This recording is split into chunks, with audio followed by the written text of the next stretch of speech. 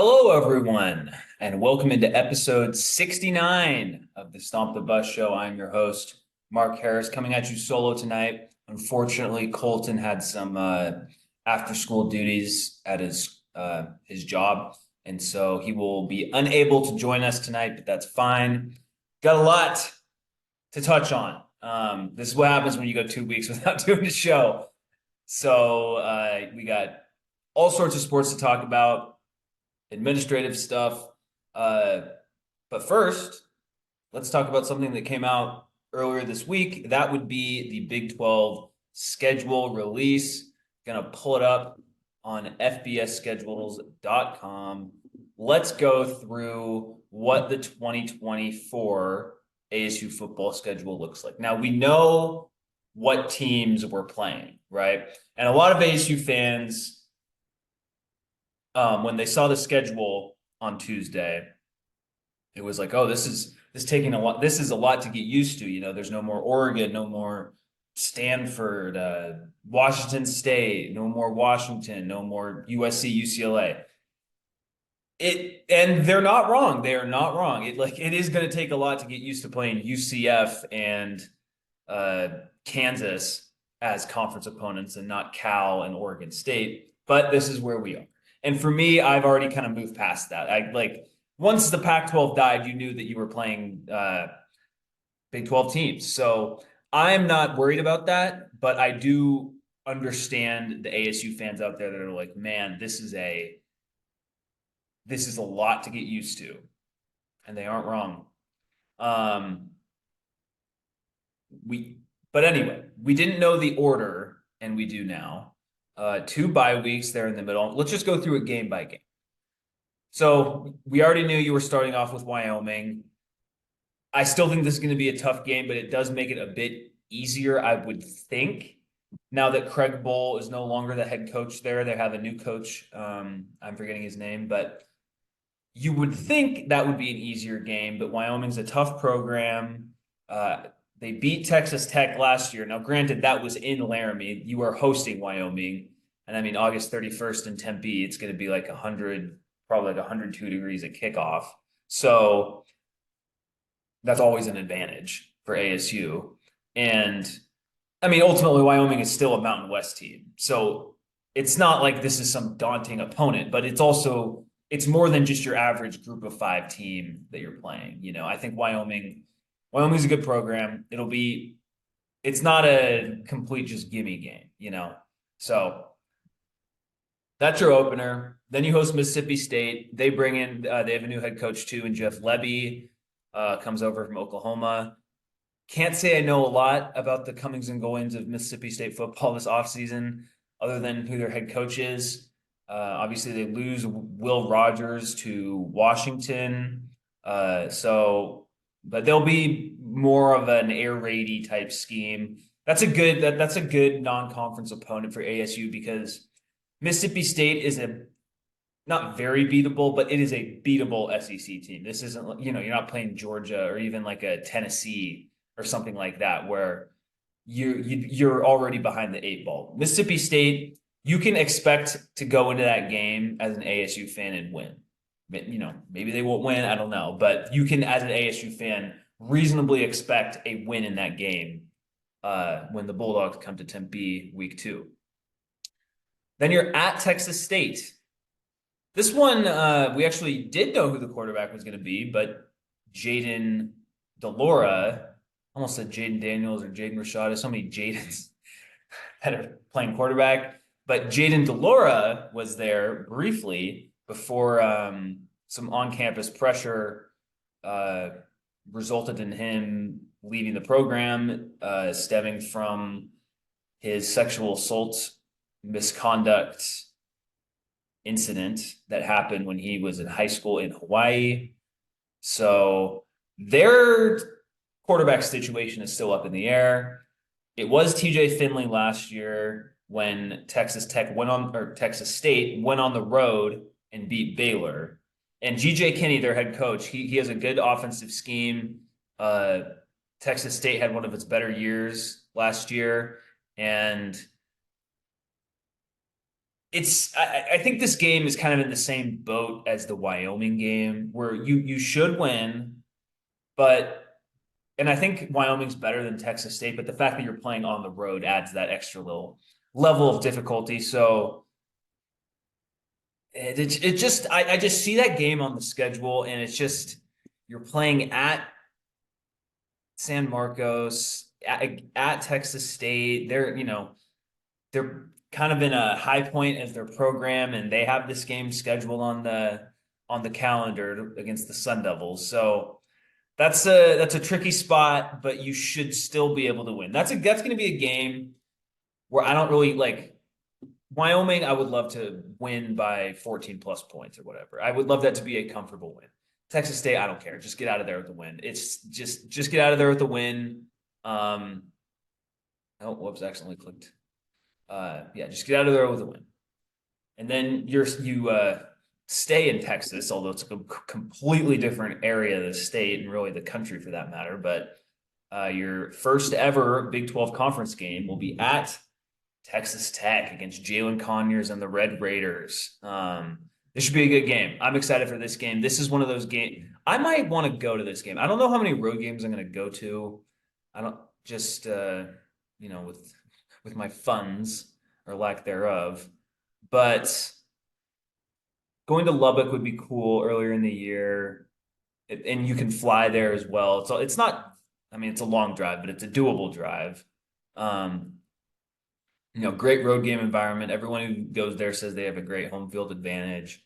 So I'm excited for ASU to play that game. And overall, when I look at these first four games, I think 3-1 is that's what you want. You hope that you know you don't. I don't really know which game it's going to be. Like the on paper version would be losing, starting 3-0 and then losing at Texas Tech.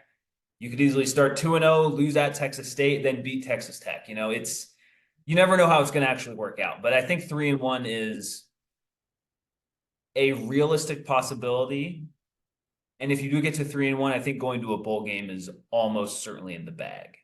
Not that like any of these games are like gimme wins, but I see very few 100% losses as well. So bye week, love that. Early on, get rested up, and then you host Kansas. And this will probably be, they're ranked right now. They ended last year ranked. I don't know if they'll be ranked at this point next year in week 6 of the 2024 season, but they, retained Lance Leipold. They retained Jalen Daniels, and that's going to be a tough team. So I'm excited for that. That's going to be a good home game because at least with Kansas, you'll have a lot of Jayhawk fans will be able to travel.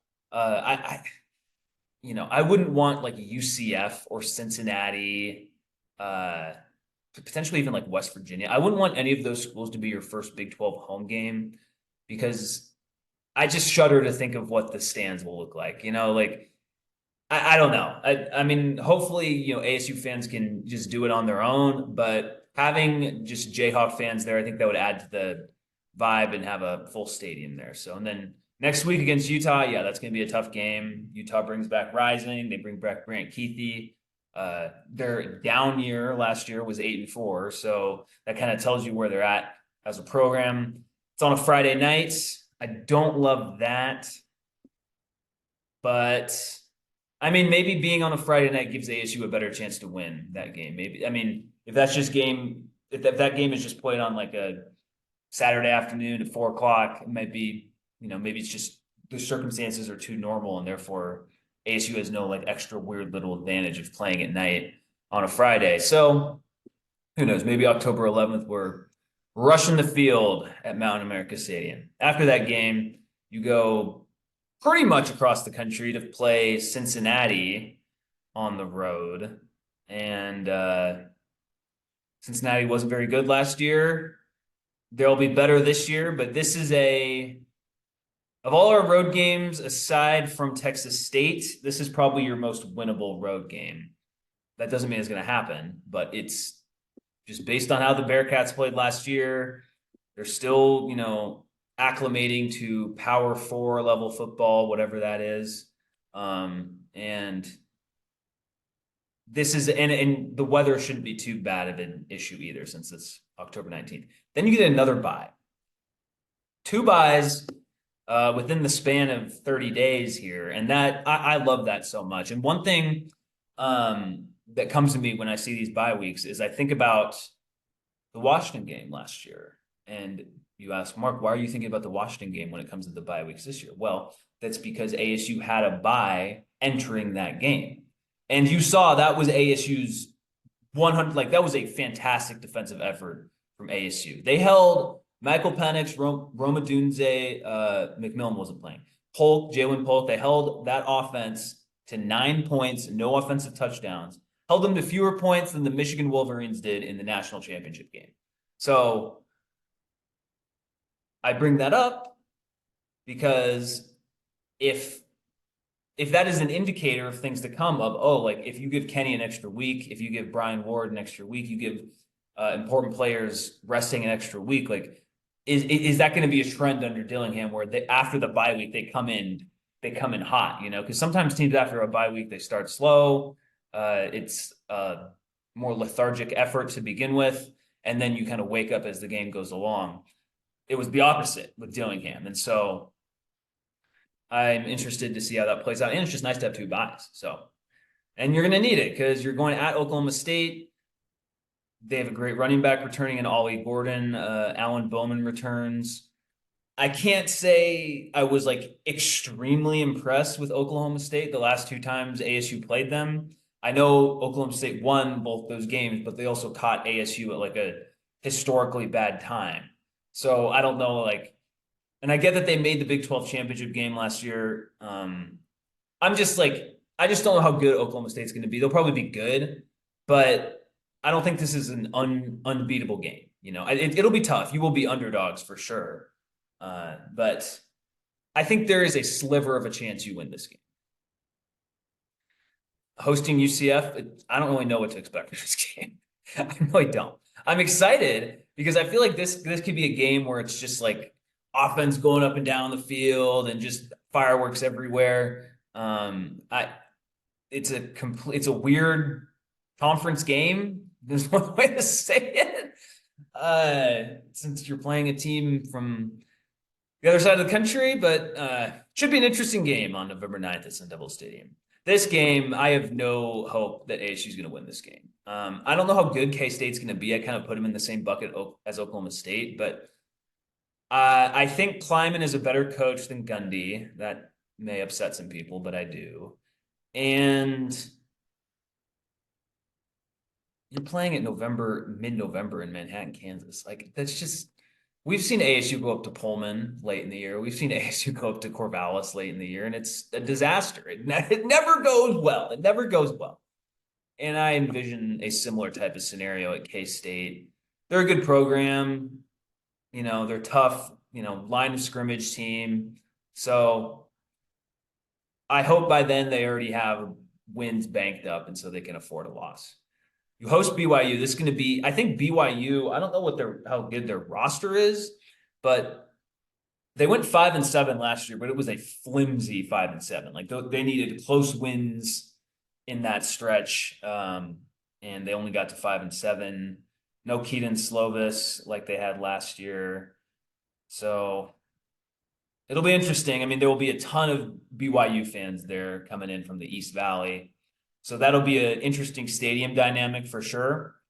But I mean, this could easily develop into ASU's second biggest rival in the Big 12. You know, these teams have played each other before, non-conference.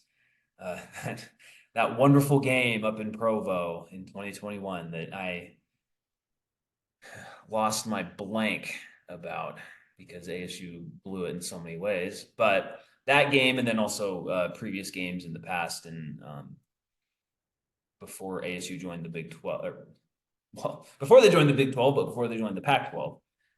So excited for that game, and then the Territorial Cup. I mean, that's going to be a good game. It won't be as difficult as we thought it was going to be at the end of the regular season, or at the end of the bowl season for that matter. But it won't be as easy for lack of a better word, than we thought right after Jed Fish left, because Tetero McMillan, Noah Fafita, Jacob Manu, there's a offensive lineman that they have returning as well that initially entered the portal. So they did bring some guys back, but they're also losing Jonah Coleman. They're losing Ephesians Prysock. They're losing Takario Davis, both their starting corners. Washington just picked up one of their defensive linemen, and they're also losing to some guys at the draft, Jordan Morgan, for one. So they will be like Arizona will almost certainly be better than ASU next year. I would be surprised if Arizona wasn't better. But they're not going to be quite as much better as they would have been had Jed Fish stayed. Had Jed Fish stayed, they'd probably be the conference favorite. But I think that's Utah now. And again, I like Brent Brennan. I think he's a good hire. I think for the circumstances that the university is in, and being, $240 million either in debt or they just lost it or whatever, having a issue like that, getting Brent Brennan was a good hire, since he's familiar with the program. So overall, I like the schedule. I like interesting home games. Only one bad road game in terms of weather, and that would be at K-State. This one could be, the Oklahoma State game could be bad weather, but it could also be like 55 degrees and cloudy or something. Like it might be just like meh, like fall weather, So I don't think that's, you never know. November, but it's not, no, it's still in Oklahoma, so it's southern-ish. So yeah. And you go to Cincinnati in mid-October, and at Texas Tech, I don't foresee any weird weather issues. There's always wind at some of these places, but and I mean, I think ASU has what it takes to have like a 6-6, 7-5 type season, and this schedule doesn't throw me off that. I think a lot of these games are kind of toss up coin flip games, and not Utah, I don't think, but many of these games are toss up coin flip type of games, and I think that's not bad for ASU. So good stuff. Good stuff. Glad that the schedule is finally out.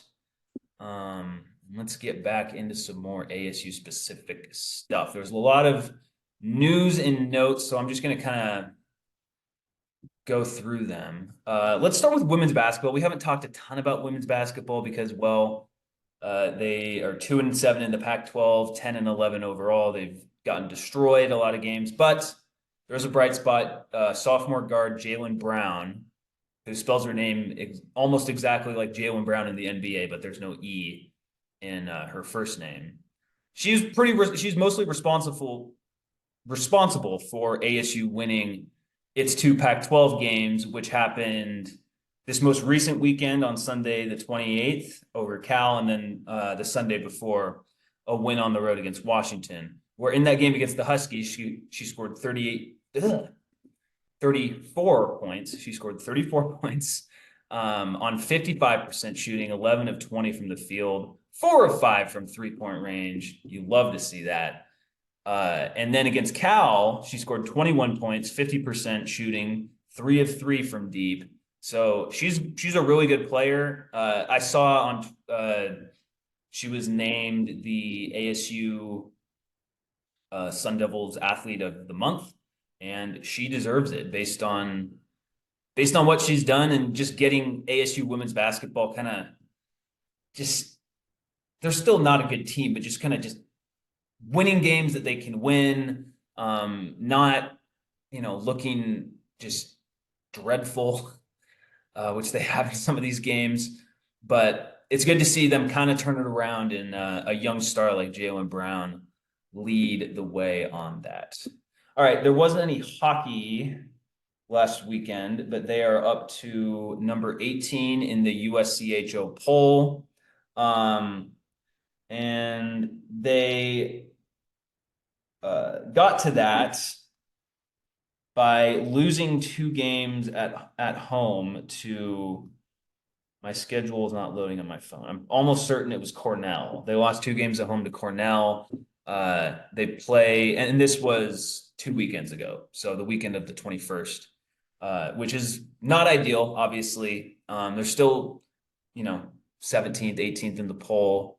Yeah, 18th in the poll, but that's not a great spot to be if you want to make the tournament because there's only 16 teams that get in. It's not like the basketball tournament where there's, 68 teams that get in. There's only 16 teams. So ASU hockey just needs to continue winning these games that it's supposed to win. And it has some coming up. They play okay, number 17 in the USCHO poll. So 17, 18, it doesn't really matter. But they're kind of just hanging out in the bottom of the poll, but there we go. Finally loaded. Good Lord. Okay.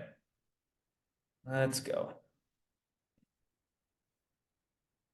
So, yeah, okay. So the weekend of the 12th and the 13th, they lost both games to Cornell, and then they split the following weekend against Augustana in South Dakota. So this upcoming weekend, they host Lindenwood, and then they're at Alaska Fair. No, they host Lindenwood, and then the following weekend, 9th and 10th, they host Alaska Fairbanks. Then they're at Alaska Fairbanks. And then March 1st, March 2nd, they host Long Island University. If they can go like 8-0, 7-1 in that stretch, which is kind of what they need to do, then they're in a pretty good spot, most likely to make the tournament because other teams above them will lose. So ASU hockey just kind of treading water. Had a off week this past weekend, but everything, all of their goals are still ahead of them. They just need to take care of business. Easier said than done when you're traveling to Fairbanks, Alaska in February. Does not sound fun at all. Okay. I saw a tweet from Dennis Dodd today that was very interesting. And I could have made a bigger deal out of this on the show, but it's kind of what we have expected. And the long and short of it is that ASU is working with the NCAA for a negotiated punishment when it comes to their, infractions case under Herm Edwards and Antonio Pierce stemming from the recruiting violations in COVID. So this is the tweet from Dennis Dodd. Breaking: Arizona State in talks with the NCAA for a negotiated resolution in the 2.5-year-old recruiting violations case. No further postseason ban expected. Expect show cause penalties for some of the former staff. So there will probably be some recruiting regulations that ASU and Kenny Dillingham's staff will have to follow. But the biggest thing is that there is no bowl ban. You don't want the surprise bowl ban for the first 2 years of your tenure if you're Kenny Dillingham or any coach for that matter. But this is a good sign that this is just coming to an end. I just want any loose ends from the Herm Edwards, Antonio Pierce era to just be completed, cut off, done. I'm just so done as an ASU fan having to harken back to, the 2020, 2021 era where it just, or not even with 2021 era when it all came out, I guess. You see maybe the last time that the loose ends will not be there is when, it's the draft and Jaden Daniels is going second or third overall. And, Ricky Pearsall and Johnny Wilson are both like third round wide receivers, and Ladarius Henderson gets drafted and all this. And, but ultimately, I'm just glad it's not going to be a postseason ban. And I'm even more glad that this is just coming to an end.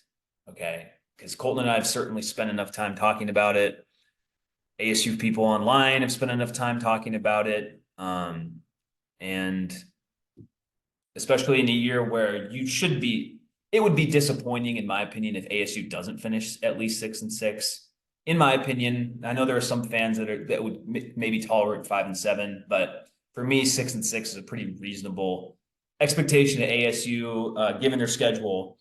And I'm glad that it's almost certain that there won't be a potential postseason ban hanging over the program. So good stuff there that this is coming to an end.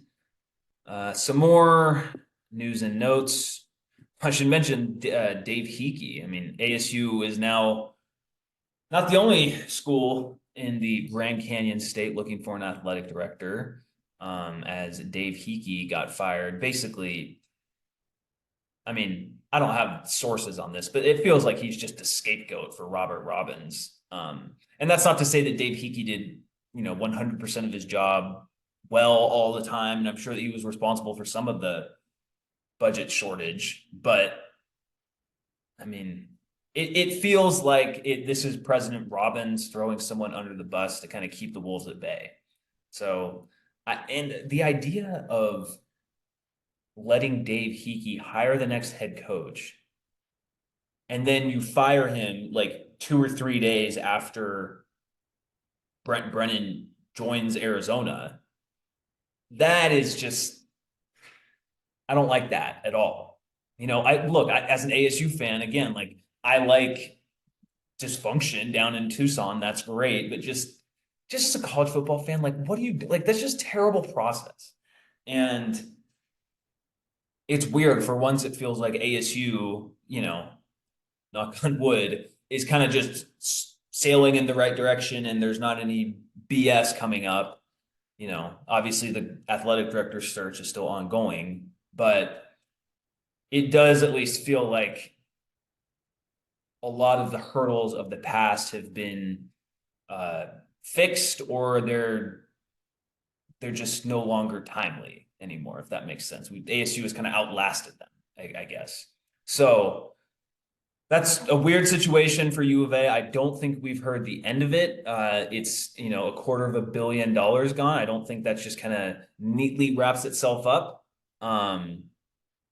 But it cost Dave Hickey his job. So that is an interesting development for sure. And you can kind of see why Jedd Fisch left. I know I mentioned on the last show that there were some Arizona fans upset that Jedd Fisch would take a better job in Washington. It's like, yeah, Washington's a better job than Arizona. It's a better job than Arizona State. It's a better job than any school in the Big 12. Okay. So don't be surprised if that happens. Including Kenny Dillingham down the road. In fact, a small little tangent off that, I saw all the recruiting experts were predicting that Cooper Perry, the top recruit in Arizona, 4-star wide receiver, that he will be going to Oregon. And I found out about this because Kenny Dillingham retweeted them all. So two things pop in my mind on that, because Dillingham had been recruiting Perry strong for a while. And it feels like if a power school in the Big Ten or SEC wants one of the players that you're recruiting hard as a Big 12 school, feels like they're just going to get him, and that sucks. It sucks. But it's also just reality. Like, I was thinking about it, like, what's the sales pitch that Dillingham has? It's like, okay, you can play in a fun offense. You can play for the Valley. You can play, hometown. You can play in a great place with great weather. All that's true. The Oregon offer, I mean, hey, we're going to be one of the premier teams in the Big Ten. We're going to have a quick access to the playoff. It's the University of Oregon. You'll probably get way more NIL. Like, there's just way more, like, ASU just can't. I know people are going to be mad when he eventually ends up going to Oregon, but I can't say they didn't try. And that's what I want out of Dillingham. It's like, I don't need you to land all these guys, but I need you to show an effort that you are purposefully going after them. And if they don't come here, then at least they don't come here knowing that Dillingham recruited them hard. So, yeah, it's just a reminder that under this current format, with the Big Ten and the SEC are here and the Big 12 and the ACC are here, a step below, it's just the anti-Big 12, anti-ACC recruiting pitch for those top two leagues is an easy one to do. It's like, hey, you're probably only going to get in the playoff if you win your league. If you're in the Big Ten, you're in the SEC, we could go 10-2 and potentially make the playoff. And it's like, I can't really argue with that. I can't really argue with it. And so, we saw this uh down in Tucson earlier this year with Elijah Rushing and Kiowa Wilhite. I think I pronounced that second one wrong, but they were both two defensive linemen. They were both committed to Arizona. Then Oregon comes in, and all of a sudden Elijah Rushing is committed to Oregon. Washington comes in, all of a sudden Wilhite is committed to Washington. Um, DeBoer leaves, Wilhite leaves, and I think he's going to go to UCLA. So it's the same thing. And that's just how it is. But key thing here is Dillingham is showing Cooper Perry love, and so that means if Cooper Perry does go through the transfer portal next year, where do you think he's going to go? Where's the place that makes sense for him to go to? Go back home. That's what Bram Walden did. That's what Cole Martin did. And I think Dillingham knows this reality that like you're going to get recruited against if you're in the Big 12. You just are. So you need to understand that you're going to get a lot of guys coming back or cycling down, I guess, however you want to phrase it, through the transfer portal in following years. We see that with some of the guys ASU added. They add LaTerrence Welsh from LSU, Kamari Wilson from Florida. They've got, last year, forgetting the guy ASU brought in from Oklahoma, Clayton Smith, Prince Dorba from Texas. So, like, as an ASU fan, I'm fine with that. Like, take guys who are coming down from power schools, give them playing time, see what happens. Ro Torrance transferred. He was at Auburn. He was a good corner for 2 years at ASU. And so I think Dillingham understands that, and that's why he's not, being a sore loser about not getting Cooper Perry, because he's recruited as an Oregon Ducks coach before. And so he knows what Oregon can offer. So I like I don't know if you need to, retweet like all four of his, predictions on On3 and 24/7 and Rivals and whatever, but like I like the idea of still supporting this kid even though he's not going to your school. Kind of speaking of a former Dillingham player and a former ASU player, Brady White, former ASU backup quarterback, former Memphis quarterback. He is joining the ASU football staff as an assistant wide receivers coach. I don't have there's not a whole lot of analysis about that. I just kind of like that he's on staff, and as a younger guy, he's probably my age, probably a little bit, I think like a year younger than me. He should have, he should be able to talk with these high school kids pretty well. He was in the USFL, AFL, whatever, one of those XFL leagues fairly recently, and so he's played. He's up to date with current scheme, and he's just a successful college football player. So I just like having him on staff, and I think that he's a guy that could be a rising star in the coaching profession just because he's just coming right out from the game, and it's not like he was ever the most physically talented guy either. And when that's the case, you often have to make up for those differences with your mind. And that's something that is a good, translator into coaching. So love to have Brady White on staff. I can't sit here and lie and be like, he was one of my all-time favorite ASU players because he was, a backup and wasn't on the team for that long. But it's just cool to have him back. So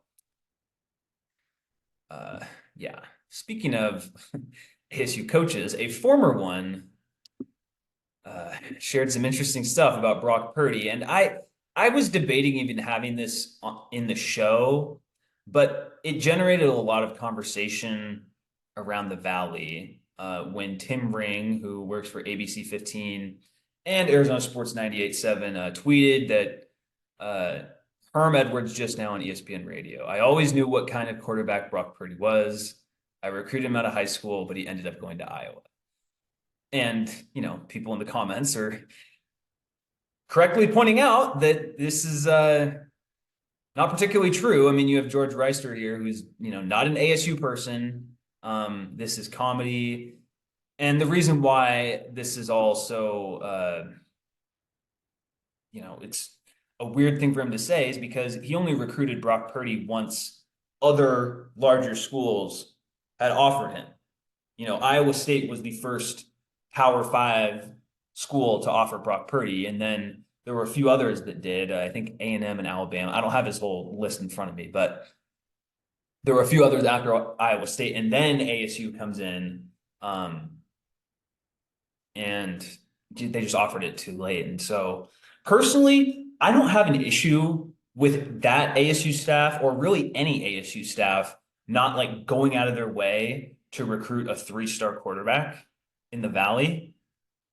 But just don't lie about it. Just don't start it with, I always knew what kind of quarterback he was. Obviously, you didn't, okay? Because you would have been on him a little bit sooner if that were the case. So there are some people out there like, oh, how did ASU let Brock Purdy get away? It's like, I don't know. They had Jaden Daniels at the time, like Manny. Like, I don't think quarterback has really been like a huge issue for ASU in recruiting. They've gotten 4-star quarterbacks, my entire time as a fan. They have 2 current high school 4-star quarterbacks on their team right now. And I'm just not worried about that. But just there's no reason to lie about it. You don't have to lie about how good you thought Brock Purdy was going to be. You could have easily said, like, yeah, he's really improved a lot since high school or whatever. Like, you just could have said that, and then no one would even, have a opinion about it right now. So it's just unnecessary for him to say that. And it opens the door for people to be like, oh, like Herm Edwards just saying this to rehab his college career, his image from college coaching. And it's like, I don't know if that can even happen. Like, if you followed people who follow college football know the deal when it comes to Herm's ASU tenure and really how it ended and the position it left the program in.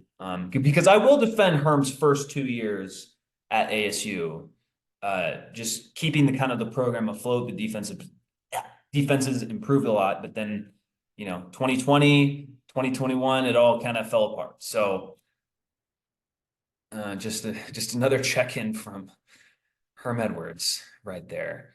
So I'm going to I'll close out with basketball, but I saw something interesting from Brad Sesmat. This was posted over the weekend in his column. It's three dot thoughts on Arizona Sports 360. He just kind of touches on some sports stories in the Valley. I'm not going to go all through of it. Brock Purdy, Kevin Durant, I don't care. Big 12 schedule release. He was talking about how they wanted it, that he thinks the Territorial Cup shouldn't be on Thanksgiving weekend because it's overshadowed by other larger rivalry games, and looks like the Big 12 didn't listen to that. But this is really what caught my eye.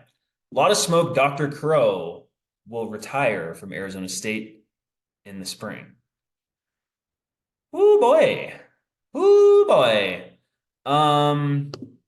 That's huge news potentially for the ASU football team, men's basketball team, and baseball team. I'm just being honest. Like, I don't want to say Michael Crow actively held those programs back because I don't think that's true. But he didn't actively help them get better and help them improve. And maybe people could argue he actively did hold baseball back by moving them away from Packard to an off-campus location. That's literally before my time at ASU. My first year was the year after they played at Packard. So I don't have a strong opinion on that, but other people do. And I mean, we've talked about it on this show. How many times have I said on this show, Ray Anderson and Michael Crow aren't going to be at ASU forever, just as kind of a coping mechanism, honestly.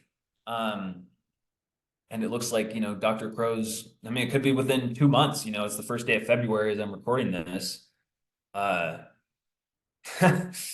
Crow leaving, for one, that totally makes sense why the athletic director search is taking a bit longer. And two, I'm kind of struggling of how to phrase it, but him being gone opens the door for someone to come in and understand how important football and to a lesser extent men's basketball are to the wide majority of the ASU fan base.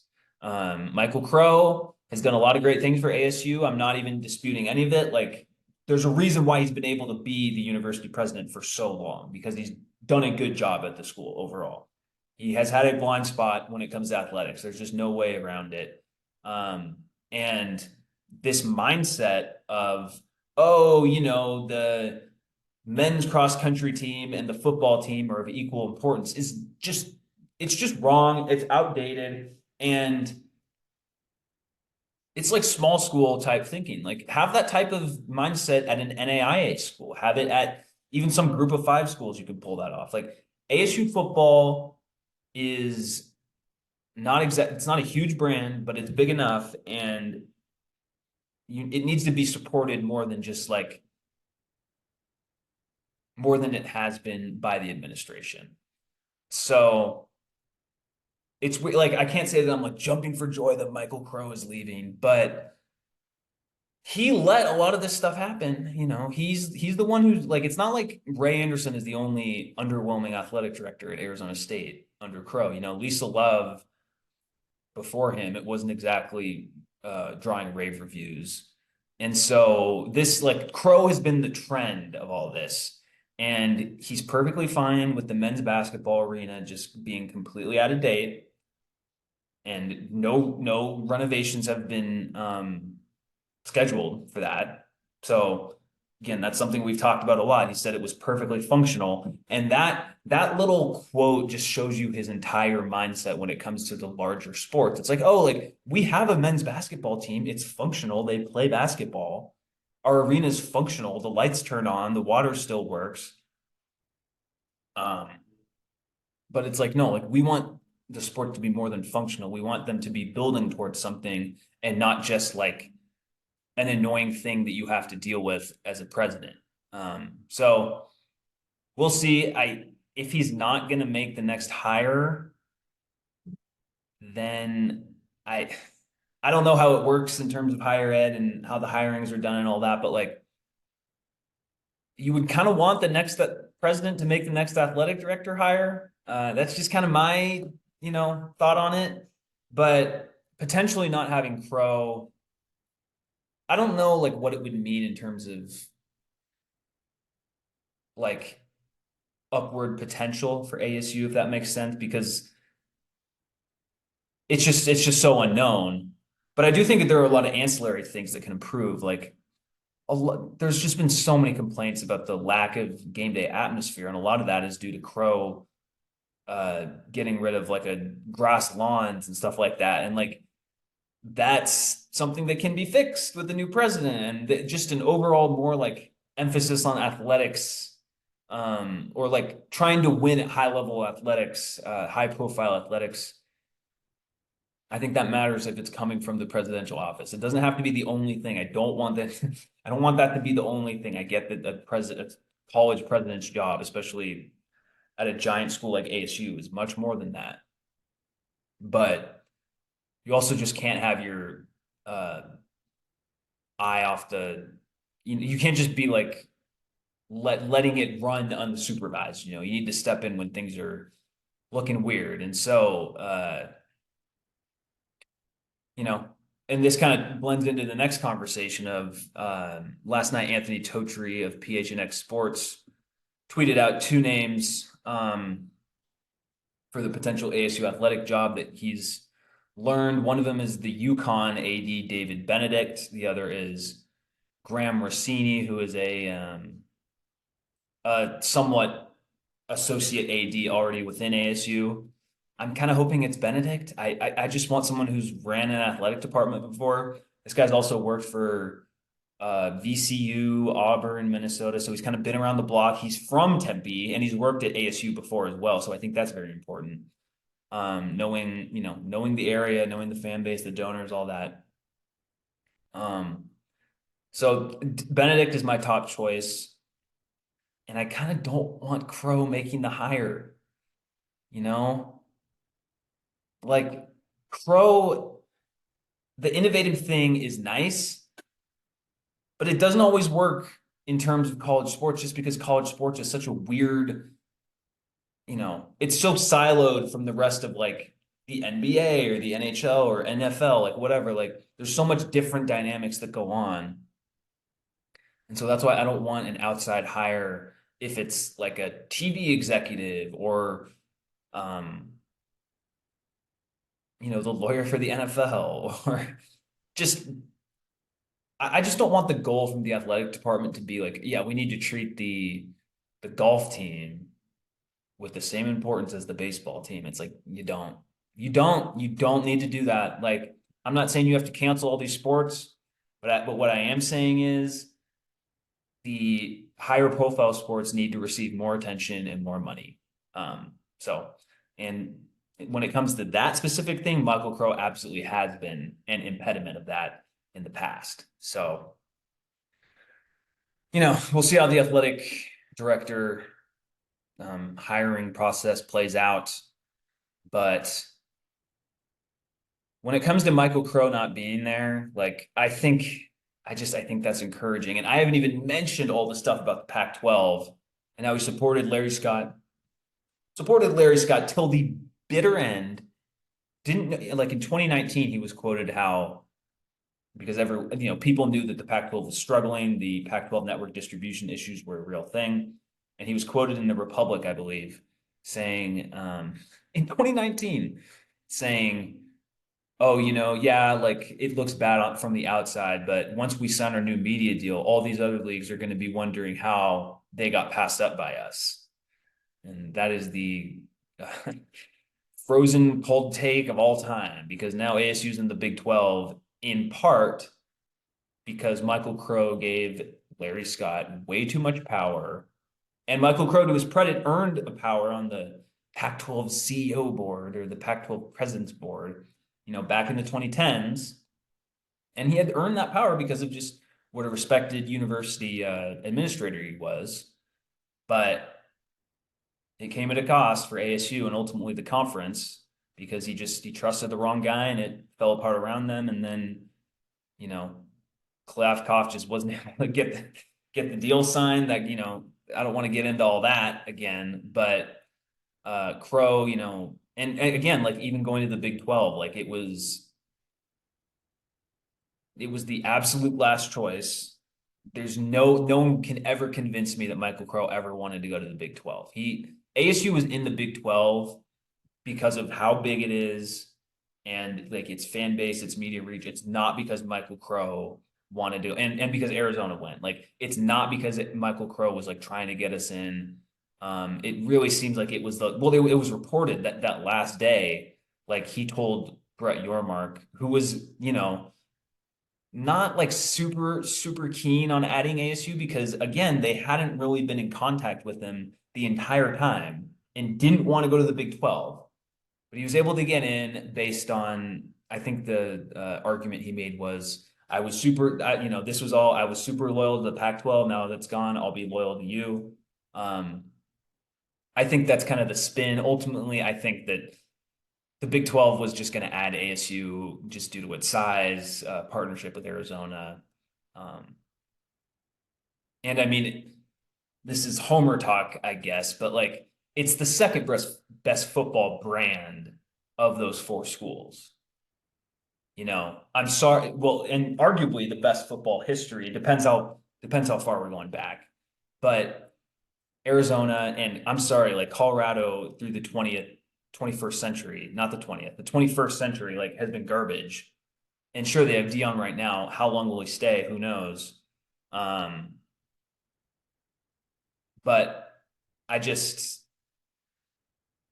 I'm just potentially glad that just the weird comments and misguided athletics ideas stemming from Michael Crow will be a thing of the past. So I'll leave it with that. And then, I got to talk about men's basketball, which I will actually be going to tonight. I'm recording before the Stanford game. And some of you might be thinking, oh, why aren't you waiting until after the Stanford game to record if you're going to record on Thursday night? Well, I don't really think the Stanford game, whether ASU wins or loses that game, I don't think it has any real effect on their future success, because this is not a tournament team after what we saw in Oregon, getting blown out by Oregon in the second half and suffering a lopsided loss to the Oregon State Beavers that Saturday. ASU is now 5-4 in conference and 11-9 overall. It has two good wins over Colorado and Utah when it was playing well at home, but since then they've lost 4 out of their last 5 games. And somehow they're only 1 game out of first place, which was I saw quotes about this the other day from Hurley and Jose Perez of, hey, we're 1 game out of first place. And as a fan, I'm glad they have that mindset of, hey, like, we're still in it, but they're not still in it. I know that they're technically still in it, but this team could lose to any team in the league. It totally could lose to any team in the league. It just lost to the second worst team in the league by 13 points over the weekend. So there you go. Like, and UCLA is the team with the second worst record in the league at 9-11. ASU lost that game two weeks ago. The there was some BS technical fouls on ASU. Absolutely no denying that. But it was also a very winnable game, even with those calls, and ASU lost its cool. So it's, they're 11-9 right now. If they sweep the Bay Area schools, they will enter next weekend's road mountain trip against Colorado and Utah at 13-9 with a 7-4 Pac-12 record. If they sweep those schools, then they have a chance to make the tournament. A small chance, but they have a chance. I just don't see them sweeping Cal and Stanford. First of all, they barely beat them the first time, each of them. And Stanford has the same conference record as ASU at 5-4, and Cal is 4-5. So Cal's playing well in conference play. They're better than they were last year. They're a legitimate team. You have to show up to beat them. Same with Stanford. And so if you're playing 2 opponents like that, I just don't trust ASU to beat both of them.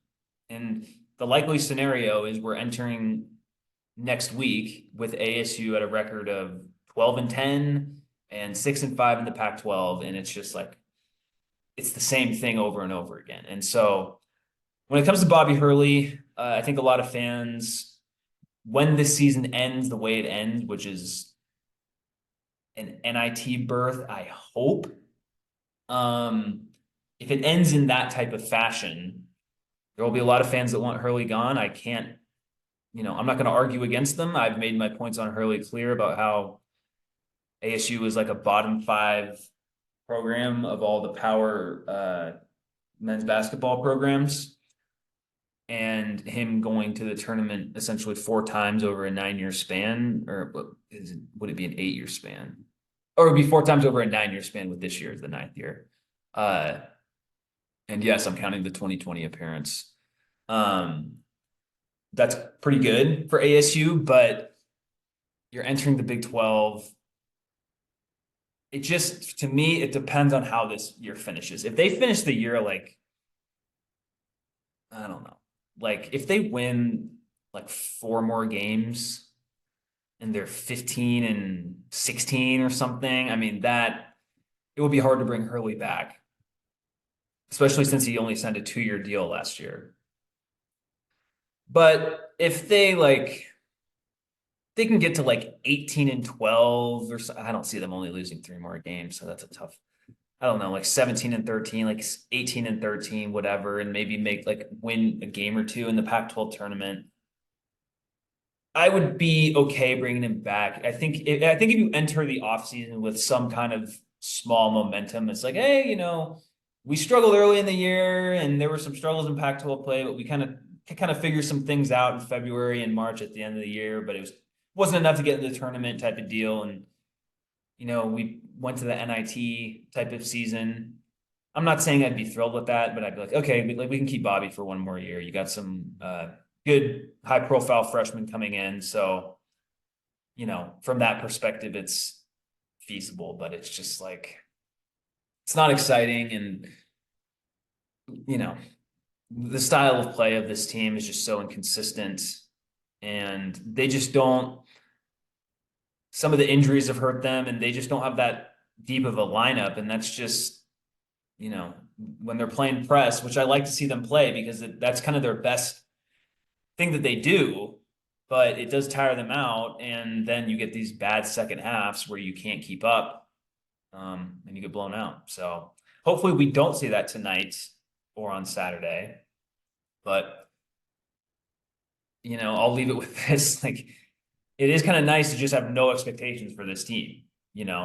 There's, I mean, after the TCU game and the Northwestern game, it's like they haven't been that bad, but there's not really any expectations. It's just like, let's just try to play well and, I don't, fight for whatever postseason there is for this team. So I'm not going to be upset if they lose tonight. I mean, I don't want them to lose. I still want them to win all these games, but I'm just not like, it's not like last year where you had a lot of stretches of looking good early in the season, and each of these losses represented something that you had to lose. I remember talking with Colton last year after the road trip to Washington when they lost to Washington and Wazoo, and we were upset because it was like, hey, like, you're better than this. I don't have that mindset of like, oh, you're better than this, ASU. Was like, yeah, I don't think you are. Like, I think this team is what it is at this point, and it's an 11-9 team. So hopefully, we have another episode next week and we're talking about how they played better than we thought. So it is possible with this team, but it's also just as possible they lose these next two games as well. So anyway, a lot of stuff in this episode, touched on a lot of stuff. Thank you for listening. Please like and subscribe on YouTube, rate and review on your podcast app of choice. And as always, go Devils.